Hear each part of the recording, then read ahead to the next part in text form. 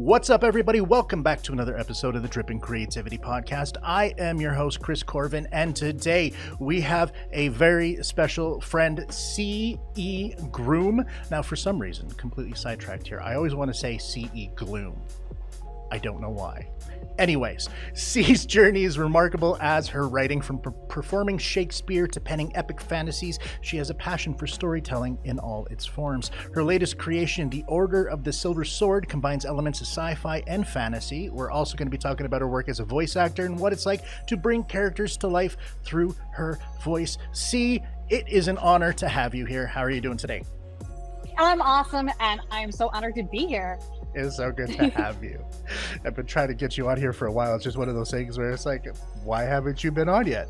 Why didn't you ask? Why didn't you ask? You've been busy. You've been busy. You know how it is. You put that thing, you're like, oh, I got to do that. And then, Yeah, it's but we're here now. It's kind of one of those things that gets tossed to the side for a bit, and then you're like, shit, I really need to do it. All right, anyways, So you have mentioned that seeing the original Star Wars in 1978 was a pivotal, see, I can't say that fucking word every goddamn time, a pivotal moment for you.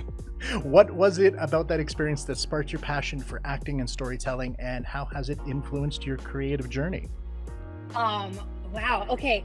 So I just think that whole concept of being taken into a completely different world and being driven by this story that just takes you on this great adventure, short of just like it opened up a whole new world, so to speak, for me to actually start like looking at creating my own stories, like, you know, being a storyteller in my own way. It is just that the power of imagination. And as a kid, I was very, very young, and I had older siblings who became passionate about Star Wars. And of course, you know, being a younger sibling, you just follow along in those footsteps. But I think it was like, I was 4 years old. I was in preschool and I was on the swing set. It was Halloween. It was the first year I got to pick out my own costume, and I was Princess Leia. Classic white dress. Although it was pants, because this is pre-internet days, and my mom based my costume off of the action figure. It was my favorite toy. So I had white pants, a white turtleneck shirt, a white cape that looked like the vinyl one that came with the action figure, and of course the buns. And I'm on the swing set, and I'm in preschool, and these sixth graders, for me, sixth graders were like these giant adults, and they went walking by and they were all going, Princess Leia, and they were like, that's an amazing costume. And I felt like a rock star. And it was just, I'm like, wow, that's power. That's something amazing. And shortly thereafter, my mom got me involved in theater. And it was that idea of, I was one of the donkeys who, the kid that gets turned into a donkey in Pinocchio. So it wasn't a big starring role, but I got to be somebody. I got to be something that wasn't myself, and it was fun. And I was this really, really, really shy kid. So that whole idea of just slipping into somebody else's skin for a little while and being somebody not myself and getting attention that way, and then just going back to being invisible was just a lot of fun.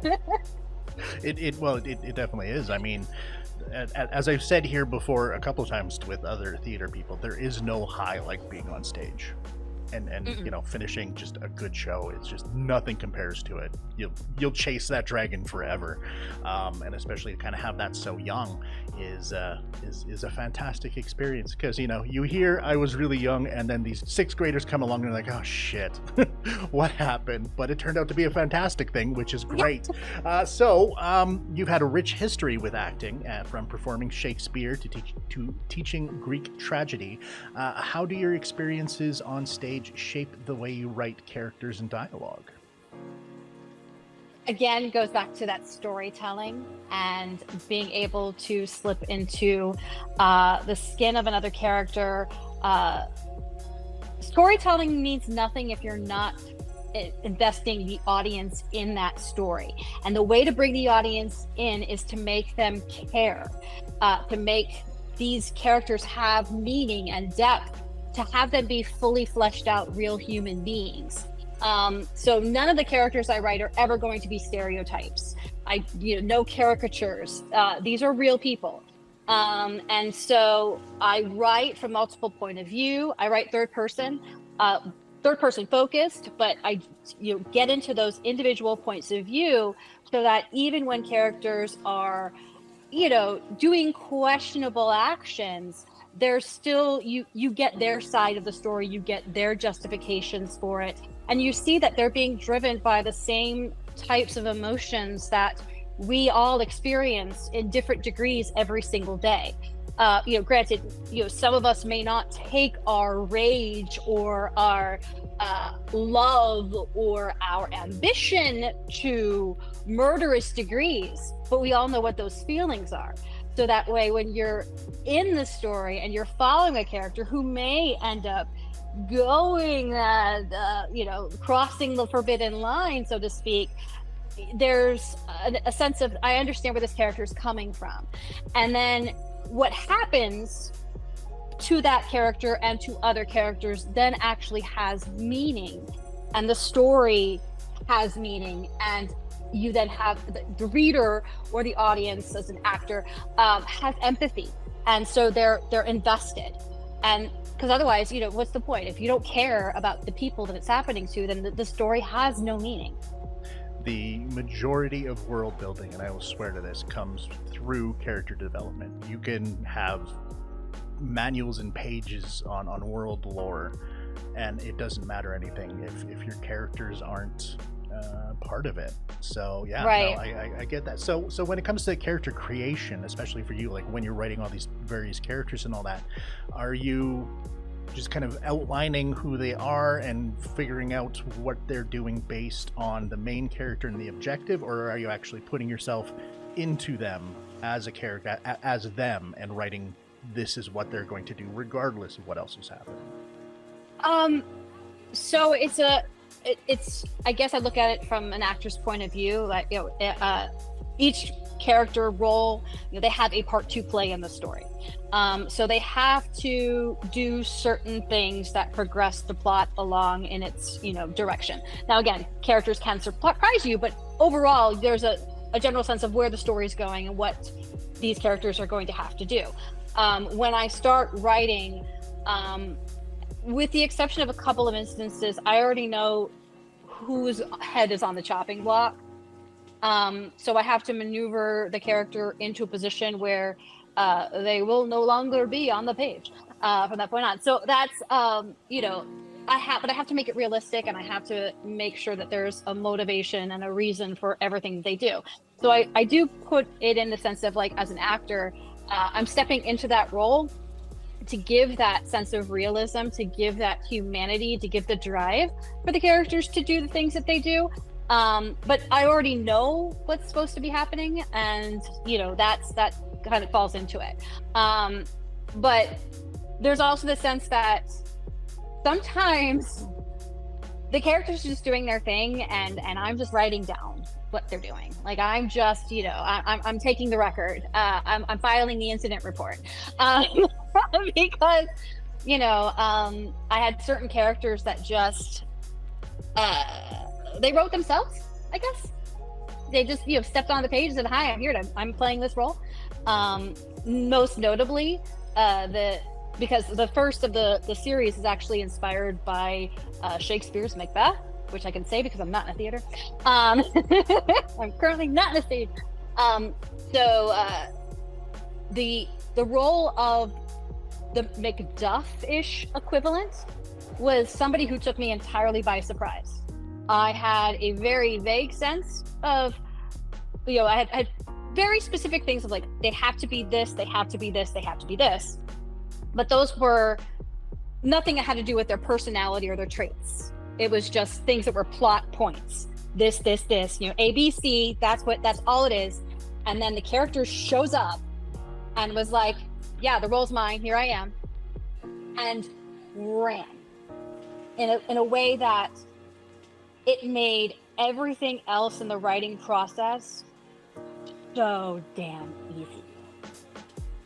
There were some things where I was like, how am I going to make this work? And then this character shows up, and I was like, oh, that's how I'm going to make this work, because this character's already taken this idea that I had and is just running with it. And I don't know if that's some weird part of my subconscious that was, I am that person. I have no idea, but yeah. Well, that actually kind of brings up a great point that I don't remember if I put in later or not, but plotting versus pantsing and all of that. Based on this, I'm guessing you're the type that kind of has a general outline of what you want to do, and then you kind of improvise as you go through, correct? Yes, indeed. I am a plantser, as you say, because I do have a general idea, but how I'm going to get there is always an adventure. I have the destinations. I write in 5 acts.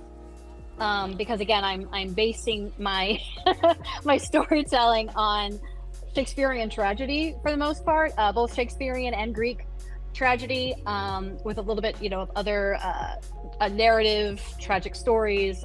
I like tragedies.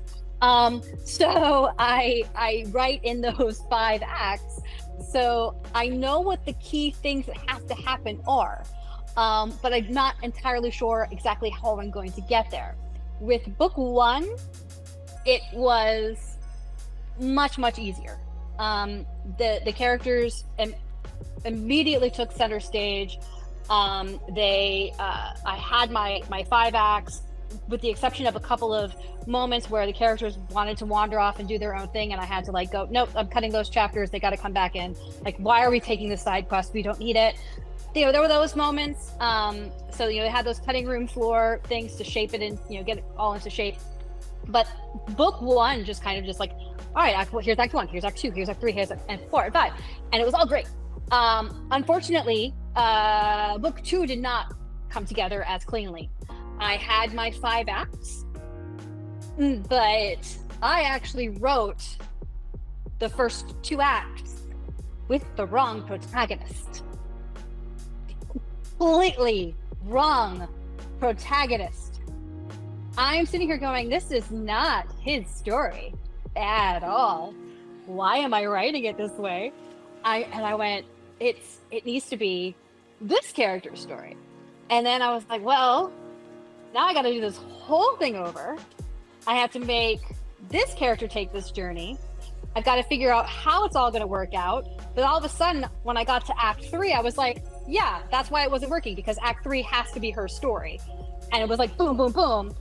And I was so angry of having written 2 acts with the wrong protagonist that I made sure they did not survive the novel. You did it out of spite. I did. Wow. I was like, this character's. I was like, and I made sure it happened off screen. I didn't even give them the dignity of an on-screen exit demise. No. I was like, oh, and by the way, so-and-so's dead. That is such a level of spite I don't think I've heard. That's an interesting level of spite. Because these are fictional characters, they only exist in my head. Hey, well, until you know other what? people read them, and then it's if you're gonna spite yourself, do it right, and that's definitely one way to do it. Yeah, I mean, I don't worry about the characters until other people have read the books, and then I have to deal with the aftermath of people yelling at me for the things that happen. So let's actually go back to the start of this one and talk about Sword and the Spark here. It's described as a Shakespearean-inspired tale of betrayal and murder. What elements of Shakespeare's storytelling influenced you, and how did you kind of adapt that themes into a fantasy setting? So in 2009, I was in a production of Macbeth, and professional theater. It was the first time I'd actually done a professional production of Macbeth. I'd done a community theater production of Macbeth. I taught Macbeth to high schoolers. So I was, again, this is and I love the play. I mean, I remember reading it in high school and going, this is such a great play. Hating certain elements of it. That didn't change when I was in it. I still hated certain things about the play, but still passionately loved the play. And so I was in a fight call that my husband was present for, because we were doing it in the park. It was outdoor Shakespeare. And so he videotaped the fight call, and before the end of the run of the show, he edited lightsabers over the the sword, the broadswords, and he presented that like as a kind of like a silly gift to all the cast members, and I went, oh my goodness, I want to write this, not Star Wars Macbeth, but I wanted to have that science fantasy element of this tragic hero arc. At the same time, I also wanted to infuse elements of Greek tragedy, Paradise Lost, Arthurian legend, and that sort of metamorphosized into this story that takes its main arc drawn very heavily from Macbeth. I mean, there is a Macbeth equivalent, there is a Macduff equivalent, there is a Lady Macbeth equivalent. So you have those characters, the sort of archetypes, but there's a different spin on it. Because again, one of the things that I've always disliked about Shakespeare's Macbeth is that there is no epiphany at the end. He just gets his head chopped off. And it's something that, spoilers. Sorry, spoilers for Macbeth. But it's one of those things where I was like, you have in across Greek tragedy, there's always an epiphany. And in most of Shakespeare's plays, you get that beautiful moment of the characters, realization. And so I wanted that kind of element into it. I also I'm very much like Tolkien. I didn't like the ending. Overall, like I just didn't like the ending. I was like, Macduff just randomly whips out, I was from my mother's womb untimely ripped, and you're going, but really? That's just like, throwing out it's just, you're rolling a nat 20 in D&D when there's just no chance. Like, come on. Like, that's not, like, what? No. Where was the, foreshadowing? None. So that I hated. I despise the character of Malcolm, who with Donalbain goes and runs off and his dad gets killed, and then it just shows up and it's like, hey Macduff, can you get my crown back for me, dude? And those are the things I'm just like, really? Burnham would come to Dunsinane? Really? Like, so So really what I'm getting out of this is you wrote this book out of spite for Macbeth. No, because I wrote it out of a love of Macbeth, but also a love of the elements of Greek tragedy that I wanted to see in Macbeth. I'm still hearing spite. I'm sorry. The audience can argue with me all they want, but I'm hearing you did it because you were pissed off at these specific things, and you're like, I'm going to do this shit out of spite, and that's what you're going to get. Yeah, and I also wanted to have some like real, like beautiful magic in it. Like I wanted to have characters have interesting, unique arcs that, every character has agency. Like you find out why the Lady M-ish character wants what she wants. And you get where this need to prove himself from the protagonist comes from. And, the Macduffish character, as I like to say, is not Macduff at all. Are they still in the same way that Macduff is a chosen one? Are they still that? Yeah, but it's a completely different type of art. So those are the things that are just like a lot of fun. And then, of course, like I have a, I like to say it's a very lovely blend of Mercutio and Banquo as a character that is integral to the plot. And that character is just a whole lot of fun. And so you have like, those kinds of like, I just, take all those things I really, really love that make a really great story and just, throw it in a blender and put it all in. So when you were kind of doing the overall kind of outline for what story you wanted to put with all these various elements in there, were there anything that was extremely challenging to actually fit in, or you had to kind of adapt and change to not exactly what you wanted but different?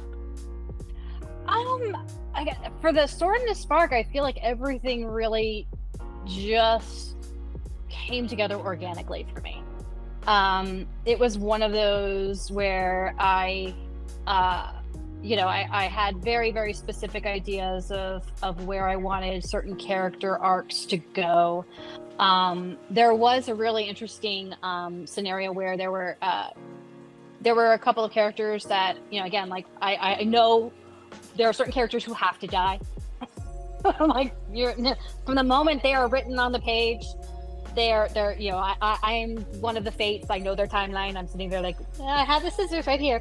And so that was, me with these characters. And then I had other ones that had these nebulous, it could go either way. And I let the story dictate whether they lived or died. So that was, another, like, that was, again, but it was sort of the organic element of it, because their ability to survive or die would not change the outcome of the events of the story. So therefore it was like, that was the, all right, let me see what it was. Maybe not. As long as, it's, I didn't want to have there was a moment where I was like, am I going to end up with this being very Hamlet, where there's just, poor Horatio sitting there in a room full of corpses, and comes Fortinbras going, I'm here. Oh. Yeah, going back to some of that old stuff, it's like, I think you rushed parts of this, man. I'm just going to throw this out there. You could have planned this out a little better. Just saying. All right, so now let's kind of move on to Song of the Starborn here, which is a different main character. Mm-hmm. All right. Olivia Marlowe, who is trying to navigate the legacy of the Order and the looming threat of another civil war. What inspired Olivia's character, and tell us all about this book. So it is a sequel to The Sword and the Spark, but it is a sequel that takes place 12 years later. So same world, many returning characters from the ones who survive, and then others who don't return or have been, did not make it in that interim, and you find out, that's happened. So that way I was able to tell a new story, still have bits and pieces of the lore that I felt could be further developed and expanded, because what happened with this was I had a loose idea of where things could go in the future when I wrote The Sword and the Spark, but I wrote it as a standalone until people demanded a sequel, and then I said there would be a sequel, and then people started asking about the sequel. So then I was forced to write the sequel.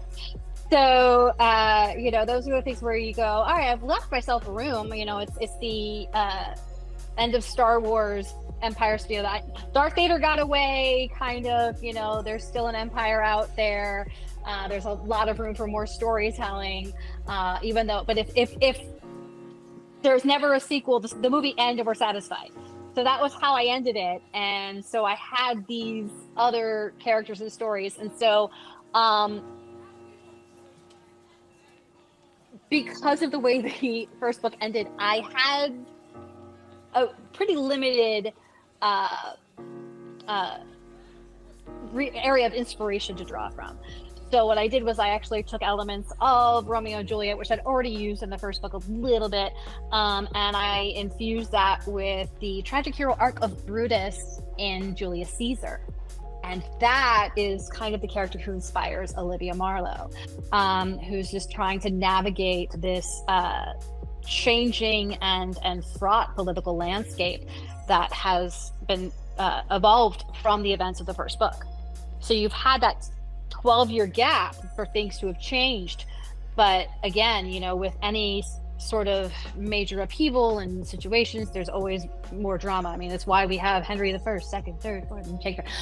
So it's that idea that there's more threats, more war, and then you have the whole idea of legacy, being that she is the younger sister of one of the main characters in the first book.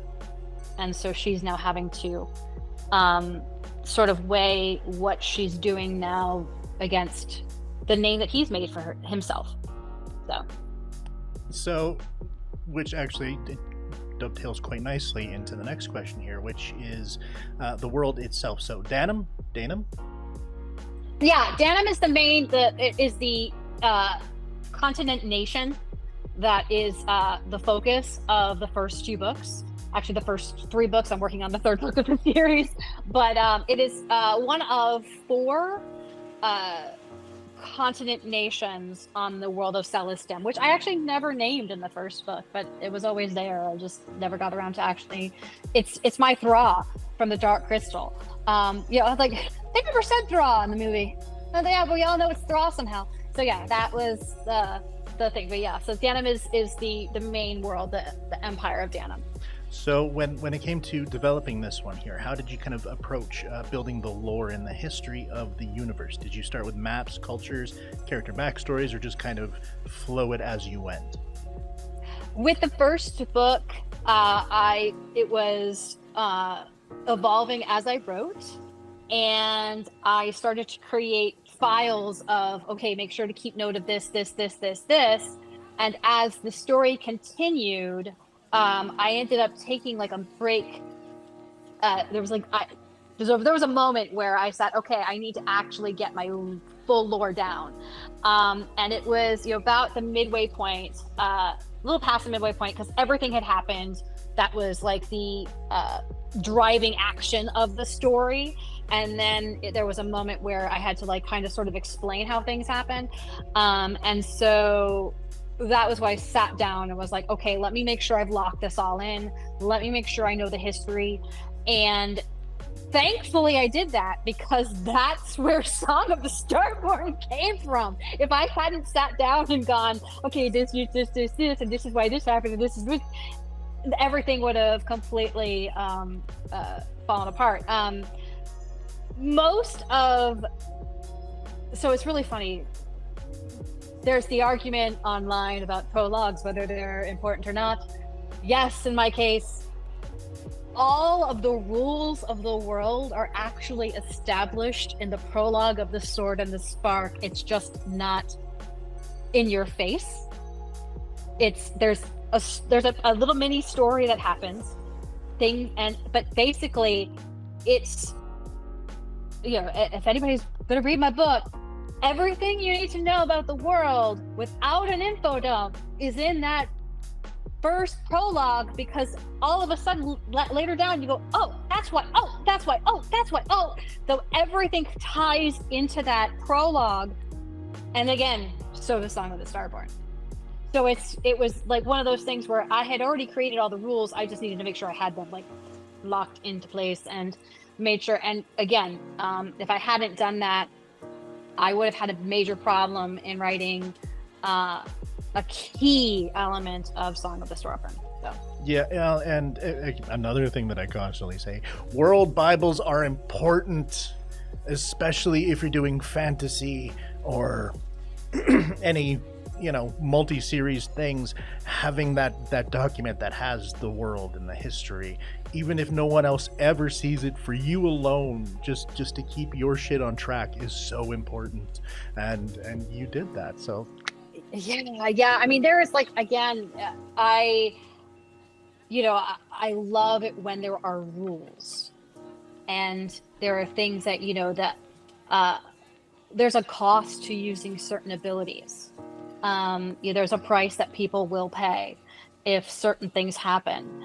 And so all of these little things are crucial, because again, they establish stakes in the story. If you are invested in this one character's journey and there's nothing that's possibly looming, going, then you have, there's no suspense. There's no fear for their, safety or sanity. So yeah. I'm very excited just listening to you discuss these 2 books. I'm excited to actually pick them up and get into them, because it's going to be fun. All right, so before we move on into the rapid fire question, because we're slow, we're already half an hour in. We're flying through this shit. Wow. Right? Oh, sorry. That's what I'm saying. Don't apologize. This is your interview. This is literally what we're here for. I did want to touch on the voice acting because you are a absolute amazing voice actor. Not just voice acting, but audiobook reading, as we have seen with well, no one else has seen it, but I've heard it, and it's great. What kind of got you into voiceover acting, and how does it kind of differ from being on a stage? Oh, okay. So I got into voice acting by accident. It was just a serendipity situation. I was doing a dinner theater comedy variety show in which I was playing a variety of different characters that were just very broad. We were the servers as well as the performers. And so it had this kind of, a little bit of like an SNL type of, shtick to it, where you were doing, just these very broad things involving quick costume changes and wigs and absolutely ridiculous scenarios and parodies of things that were going on in the world. So I was doing that, and there was a gentleman who was a major actor in South Florida, who had just opened his own voice studio, and was actually doing a lot of telenovela dubbing, and he needed somebody who was very organized to help him run his office. And he had seen me in action, doing the serving to performing and back, and just kind of going, like, this is somebody who's like on her A game. So let's, ask a couple people, and they said, oh yeah, she's super organized. And so he invited me to come in, and I said, sure. I mean, I have nothing to do during the day. I'm only doing dinner theater at night, so why not? So I, was working a couple of days a week, and a teenaged girl character shows up in this telenovela. He hasn't cast anybody to do it. He asks me to come in to the studio. It's like, can you quickly deliver these lines? And I said, absolutely. He's like, because you have a very young sounding voice. And I went, cool. So I went in there and I did the lines, and little did we know that character actually ended up having a major story arc in the series. And so he was like, all right, well, you're hired now. You're this character, so have at it. And then a 8-year-old boy shows up, and he's like, who can do an 8-year-old boy's voice? I went, I can.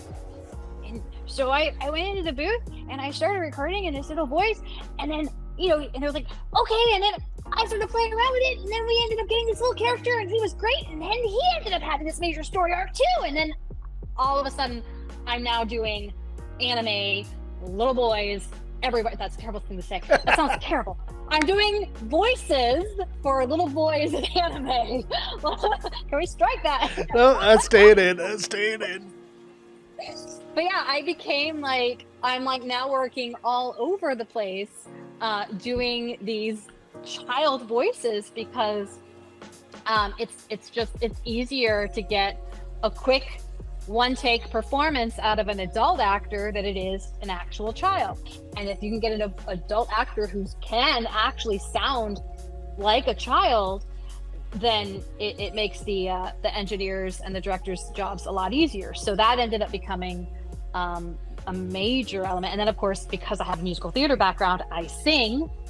So now if you've got some squeaky voiced anime girl who suddenly has to sing, then I'm doing that too.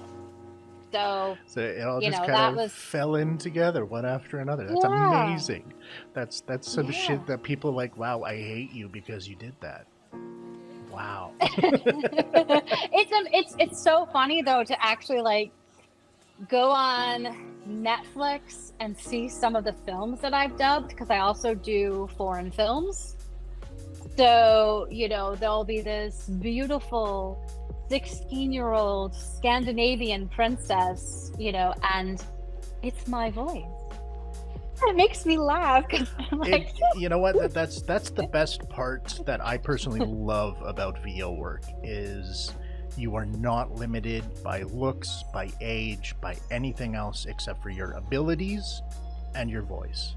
And like that is such an amazing and freeing experience, because again, like how many people can say they have played all these various characters and can embody it? Like that's I love VO so much. It's so much fun. oh, it's so fun, especially when you end up doing a project where suddenly you are every voice in a scene, which has happened to me a couple of times.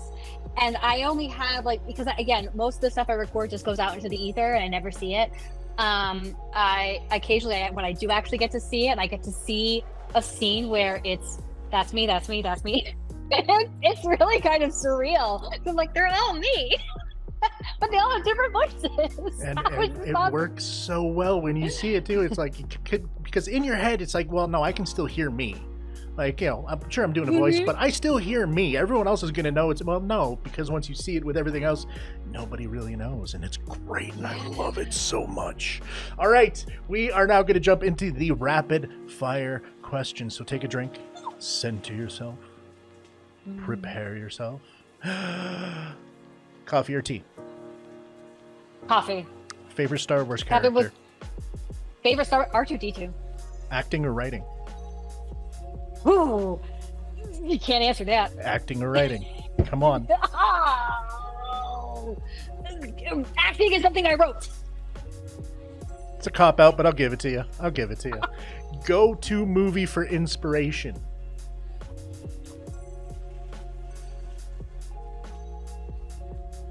That depends on what the inspiration is. So, all right. This is going to sound weird. Clerks. A fantastic choice. No, that's not weird at all. Describe both your books, one after another, in 3 words each. Okay. Both tragic, bloody, hopeful. Tragic, healing.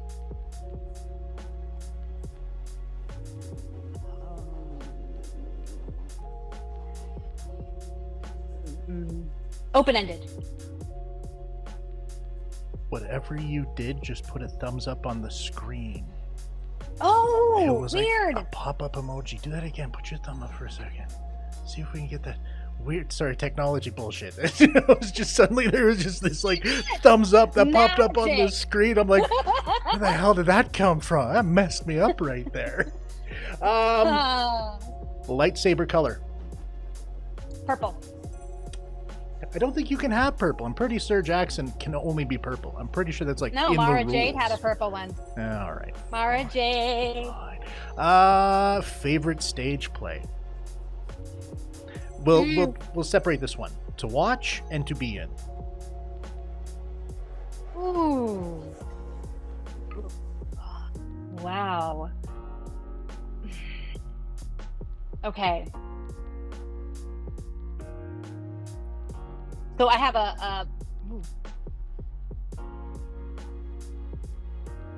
I love Avenue Q. Says a lot about me. And I would say to be in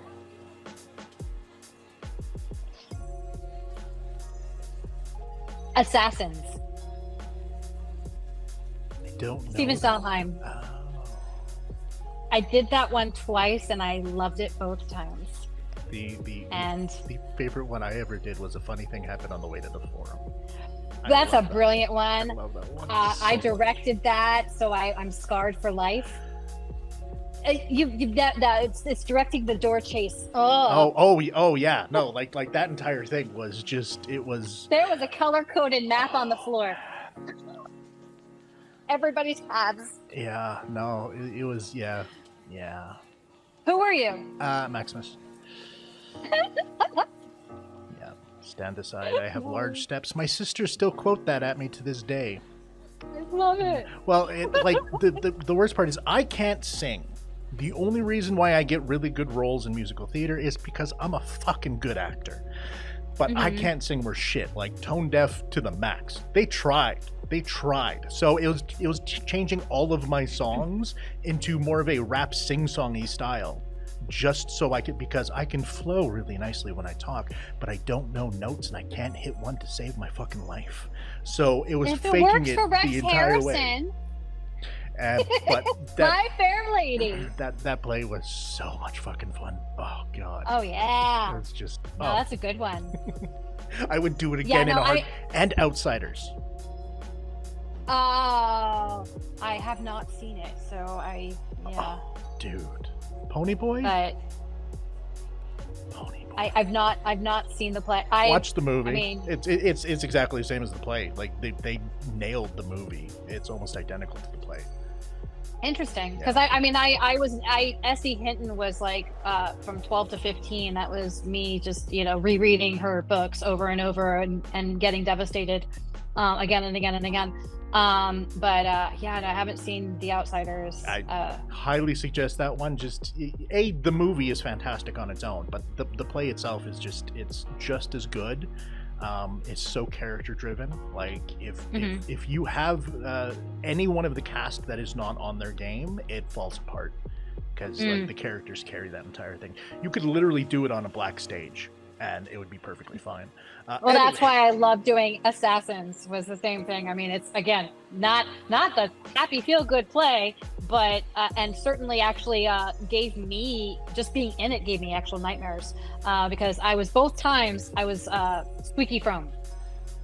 So that took me to some dark places, but still just that ability to do that kind of show with those kinds of characters who are musical theater versions of real life people was very, very, and it's great. And again, Sondheim, it's Sondheim. So yeah. Okay, back to the rapid fire, which that was not a rapid fire. I apologize. Sorry. No, that was more me than you. If you could have voiced any character in any animated series, who would you be stealing a job from? Nancy Cartwright. Good. You know what? Solid choice. Nancy Cartwright. Sorry. You can't go wrong with that one. I want Bart. I want Nelson. I want to do all of those. No, yeah. Not to mention the contract she has to have. That's got to be a good contract. I have her signature. I have her autograph because I'm like, yeah, no, she is a goddess to me. 100%. One book or movie that changed your life. I mean, I wouldn't be doing what I do if it wasn't for Star Wars. So yeah. Best advice. This is the penultimate one. Best advice you've ever received as a creative. You can't edit a blank page. That works on many levels. I dig it.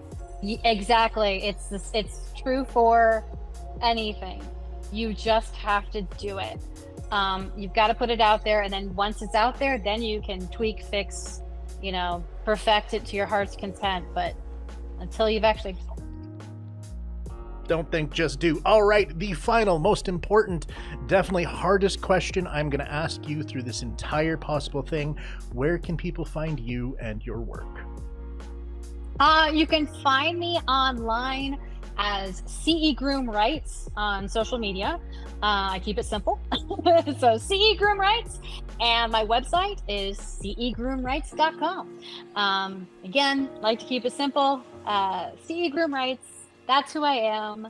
And yeah, I'm all over the place. My website has a lot of weird little snippets of videos and voice audio narrations. There's a couple of short stories that take place in universe. Of course, links to purchase the book because I got to sell some books here and there. But and those you can find on Amazon and BarnesandNoble.com. Absolutely love it. See, it has been such a blast to have you on today's episode. Thanks, this was fun. Your energy and passion for all things creative are absolutely infectious. For everyone listening, be sure to check out The Order of the Silver Sword, including The Sword and the Spark and The Song of the Starborn. Follow C on all the social medias. Make sure to keep up with all the writing, acting, and beyond. If you enjoyed today's episode, don't forget to like and subscribe. Consider joining our Patreon for exclusive off the record, behind the scenes, and new shit we've got coming up here. Remember, my name is Chris Corvan. You can find me everywhere at Chris of the Void. This has been the Dripping Creativity Podcast. Stay creative, stay inspired, and until next time, see ya. And now we're off the record. Just like that. Just magical. Woo! Transition. Yeah. Super secret. For like the 4 people that are gonna watch. But that was absolutely amazing. Thank you so much. It's been a blast. Oh, thank you so much. That was fun. It flew by. Like, holy shit. Sorry, you get me talking about writing and English stuff. That's it. I'm like, yeah. Literally, that is the point of this whole thing. So you flew in perfectly. It was absolutely so well done. There's been like I nerd out. It's what this show is about. There's been like 1 or 2 episodes where it'll be just like the person will just go, yes. Corbin Dallas. Yeah, and I'm just like, okay, well, what about this? It was fun. Thanks. Okay. It's just like trying just to stretch out the half an hour is just like it's mind numbing, and I hate it. But so rant away. Just I love ranting. It's amazing. So let's kind of talk about everything from cosplay to indie publishing there. How do you see the community changing, and what role do you think it plays in fostering creativity? Oh, well, I often go, wow, I decided to take this leap at a very interesting time. I've been writing my whole life, but most of the stuff that I've written will never, ever, ever see the light of day. Because some of it, I mean, I've looked at some of it and going, well, that was a nice paragraph, but this story that I didn't, until I sat down and actually wrote out the outline for The Sword and the Spark. That was my big issue, was I just let my characters just do their things and have fun. And I was like, all right, playground time is over. I have to actually, tell a story. So that was the flip side of the whole character discussion, is that you can have characters that just, do their own thing if you don't have an outline to reel them in. So there was that. But what happened, and this is, it's a little bit of a sad story, because my father always wanted me to finish something. He's like, finish writing a story, like get it done, have other people read it, and then put it out there. And he'd been telling me this, my whole life, because I kept telling him, no, I just write because I like to write. I like to tell, explore stories with different characters, but they're never going anywhere, so I can't ever publish anything. And I had started the outline of The Sword and the Spark 2 years before my father passed away. And I said to myself that if I ever did actually finish that book, that I would publish it on my own. I wouldn't shop it. I wouldn't try to get representation and publishing house. I would do it myself, because I knew that it would take, maximum of 5 rejections and I would be done. And so I was like, for my dad's sake, I'm just going to go for it. And then once the lockdown happened, and I suddenly had time to actually finish the book, I'd done an outline, and I'd written the prologue and the first chapter. That was it. And suddenly 2020 happens, and I'm sitting there and I'm just writing this entire thing, and then terrified, because I'm like, well, what if it's not any good? So got as many people that were going to rip me a new one as possible, to give me feedback and notes. And what would happen is that like the first set of readers would be giving me notes, and they would be ahead of other readers, so I'd be doing these frantic rewrites, and I felt like almost like, it was a production studio where I'm going, it's a new draft, and I'd send a new, like, wherever you are, stop and keep going. And so with this one, so it was always like I was cleaning up things that based on notes. Sometimes I would discuss it with, because my husband was my first alpha reader, so I would discuss it with him. I'd be like, okay, this is the note I got from this person hasn't said anything about it, what do you think, before I actually made a full commitment. But yeah, so it was like that whole thing. So I got it published, I got the whole thing done, set it all up, sent it off to a last round of readers, got their feedback. They were all the ones who were like, this has to be a series. I was like, whoa. Sent it to an editor, hired a cover artist, did all that, got it out there, and then it's just Ingram Sparks raising their prices, Amazon's cutting back on royalties, AI is coming to steal everything, and I'm going, what? I finally got around to doing this thing, and now I'm like, well, what? So now it's just a matter of, well, the people who want to read the series are going to read the series, and that's it. That's all I can do. And so yeah, the industry itself has changed. My chances of business success has drastically changed. But for me, personal success is having people read these books and become invested in these characters that existed in my head only a couple years ago. And the people who came to my tables when I was doing conventions, who had read the first book and were like, is the second book out yet? What? Why do you want that second book? The people who have DM'd me reactions to things that happen. I've gotten something happens in book 1. I have received a character name in all caps from many, many people. Friends that I never expected to read my book have sent me texts. Strangers have sent me DMs. People have actually posted just simple threads with that character name in all caps. I'm like, oh, okay, wow. Like, these are the things that's success. So, I've had to recalibrate what I define, what success is going to be. But, I think that's like the biggest thing, was having to just, set new, it's a paradigm shift in terms of this industry and where it's going, and what I hope to get out of it. And for me right now, it's I got into acting because I like telling stories. I was a public school teacher, and if I was content at making a living at a 9-to-5 job, then I would still be a public school teacher, because instead what I'm doing is I'm doing silly voices when they come. Right now, the business is on that end is slow. But I also do script adapting for animation dubbing. So that is a constant. So at least I'm doing that, but it still doesn't pay what I was making as a teacher. Which is weird to say. Like, that's not a sentence you expect to hear. Right. Yeah, but so all right. I'm obviously not in this for the money. So kind of getting away from that depressing shit right there.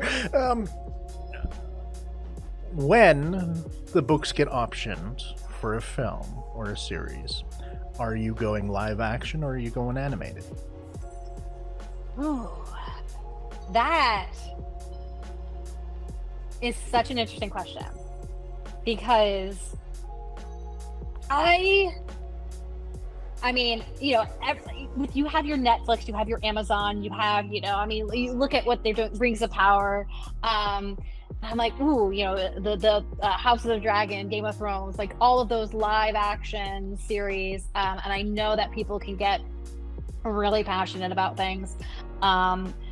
But I also like, I keep picturing anime in my head just because, as cool as it would be to see some of this stuff in, you know, live action, especially in terms of like the magic and the characters, and the fact that these characters are so, I wrote them to be real.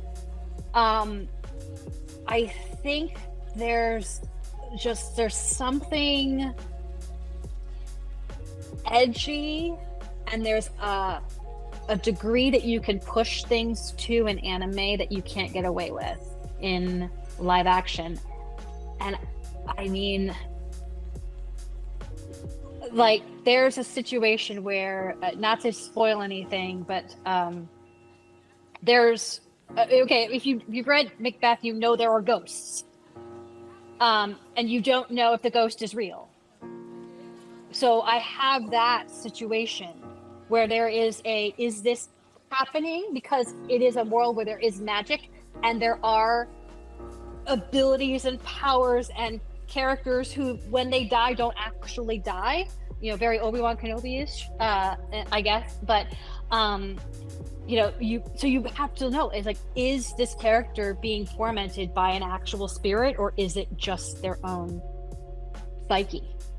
And you know, I think that would really be cool in anime. With the not only success but stylings of things like Arcane and even Cyberpunk Edge Runners, there is such versatility that can happen within the storytelling now that the industry is actually shaped. I mean, I'm very excited for the Tomb Raider series that's coming out. That's all animated, right? And it's just like, if you had asked me 10 years ago, I would have said always live action. But with how things currently are and the amount of talent and style, hell, Vox Machina is just like unbelievably fucking amazing. And like, you know, that's a story that I was following while it was happening and they were playing the game, and then to actually see it translated and how they changed it and what they adapted, it's like they did an amazing fucking job with that. It's anime is just actually a little bit more exciting right now than live action, because you can do all of these fantastical things, and if you have any of those elements, it's definitely somewhere that you would honestly think about doing, because it's not a kids thing anymore. Like, there are so many more adults that are not only watching it but open about watching it, whereas before it used to be a very taboo thing where it's like, no, I would, but now it's like, no, everyone loves that shit, like everyone. So, and I mean, that's the other thing, is that, you know, there are limits in terms of graphic violence that anime is now pushing. So I mean, again, it's Edge Runners, Jesus. Yeah. Holy shit. I was the first 5 minutes into that one. I'm like, oh, they're going full cyberpunk. Good to know. Yeah. So. All right. Well, I think we are going to wrap it up here because I actually have a meeting to get to in 15 minutes. But yeah, thank you so much. You're definitely more than welcome to come back anytime you want. Thank you. I do actually have some acting related roundtables that I want to do here coming up in the new year. So I will definitely kind of work around your schedule so we can get everyone together, because I want you to be a part of that one. I'm thinking specifically voice acting for one, and I do know quite a lot of theater people, so I might do a theater one too. That might be fun. Get a bunch of theater people together. It's gonna be mad. It's gonna be insane. I'm not gonna be able to do Google because you'll get all choppy and shit when people are talking over each other. I'll figure it out. But yeah, no. So that type of stuff coming up there, and yeah, this has been amazing. Thank you so much. Thank you so much for having me. For real. Thank you. And then before we cut this out, all I need you to do is just say goodbye to everyone that's still watching. Goodbye, everyone that's still watching. So, but yeah, goodbye. Thank you all. And yeah, this is amazing.